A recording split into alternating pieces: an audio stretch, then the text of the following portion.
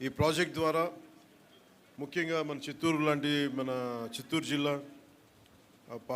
పార్వతీపురం ఇలాంటి జిల్లాల్లో ఎక్కడైతే ఈ ఏనుగులు కానీ వన్యప్రాణులు కానీ ఊళ్ళలోకి వచ్చేసి పొలాల మీద పడి ప్రాణానికిను అలాగే వ్యవసాయానికి ఇబ్బంది కలిగించే పరిస్థితుల్లో వీటిని హ్యాండిల్ చేయాలనే దాని నుంచి పుట్టిందే ఈ హనుమాన్ కార్యక్రమం.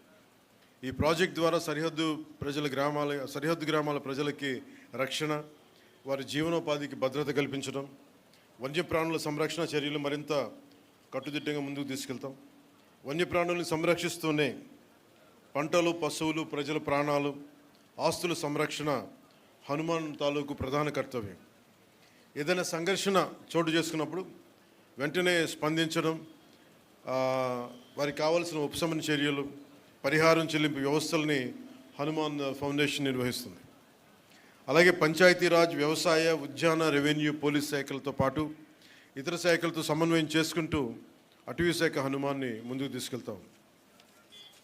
ఈరోజు ఈ హనుమాన్ ప్రాజెక్ట్ కోసం మొట్టమొదటిసారి రాష్ట్రంలో పూర్తి సాంకేతికతతో కూడిన, అంటే GPS ట్రాకింగ్ ఇలాంటి సాంకేతికతతో కూడిన 100 వాహనాలని ప్రారంభించాం.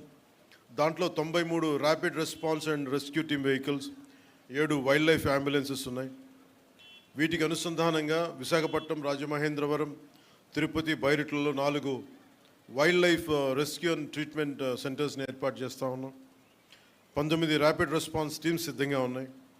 ప్రతి వాహనంలో అటవీ రేంజ్ ఆఫీసర్, జంతు వైద్య సిబ్బంది, ట్రైబల్ హెల్పర్స్, గిరిజన సహాయకులు, para veterinarians, trained and community based veterinarians, community based animal వర్కర్స్తో కూడిన పూర్తి స్థాయి వ్యవస్థ ఉంటుంది.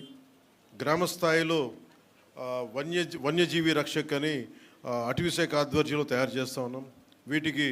వీరికి రెస్క్యూ కిట్లు అందిస్తూ ఉన్నాం.